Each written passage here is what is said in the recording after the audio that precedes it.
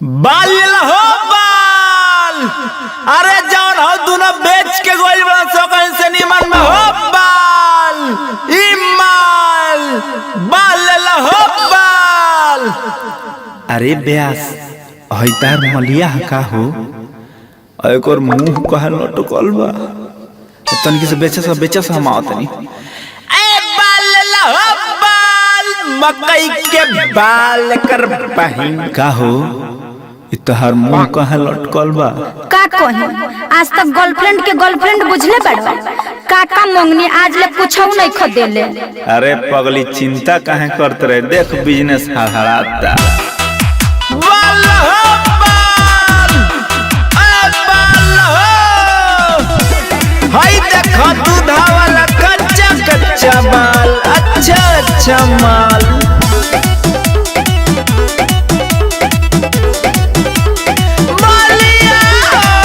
के न चिन्ह कोनो देलो नहीं खुश हो जानता नील भर तू तो हवा कंजूस हो। नहीं ऐसा तो कभी नहीं था। अरे किन के न चिन्ह कोनो देलो नहीं खुश हो जानता नील भर तू तो हवा कंजूस हो। मंगनी जब जूती तो कही देला फूटी हमारा के जानया बोला बना माजा मोरिया गाजी मिया अमार खई है डफा।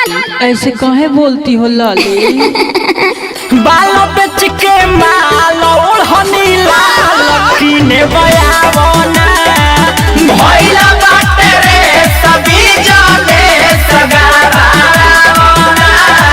बालों पे चिके माल ओढ़नी लाल कीने बयावना। सावन हो खो चाहे भादो पंडित चाहे यादव जल्दी से जल्दी हमारे प्रचार गाड़ी के पास आइए बाल खाइए और माल लाइए।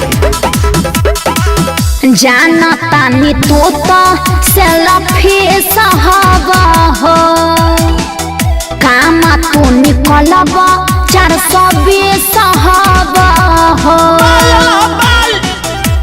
ए चुप रहा देखो नया ले ले पानी ठेलावा हो का देखी ऊपर से रखनी दूगो चेलावा हो।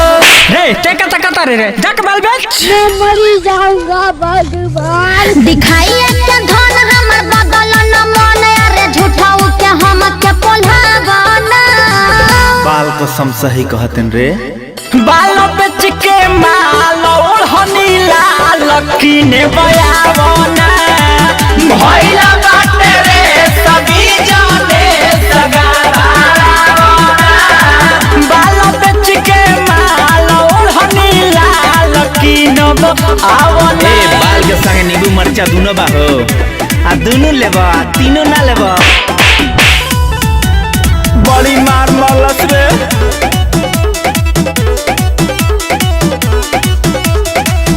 फेरा में रहेला खाली चरचा के हाल नहीं जाने ला तनिको खरचा अरे तो खर्चा करके टाइम में कहाँ मिलल बहाना मत बनाओ। पहिले जवन भइल मजा पूरी रहे हो चाहे जवन मिली बिष्णुपुरी कहे हो। का चाहिए अंदर के कि बाहर के हो जवन मन करे तवन दे देना। मीठे बोली जे आगे पीछे डोली बुलेट राजा हमके भरा मारवाना। बालों पे चिके माल ओढ़नी लाल कीने बयावना भइला बाटे रे सभी जाने सगारावना। बालों पे चिके माल ओढ़नी लाल कीने बयावना।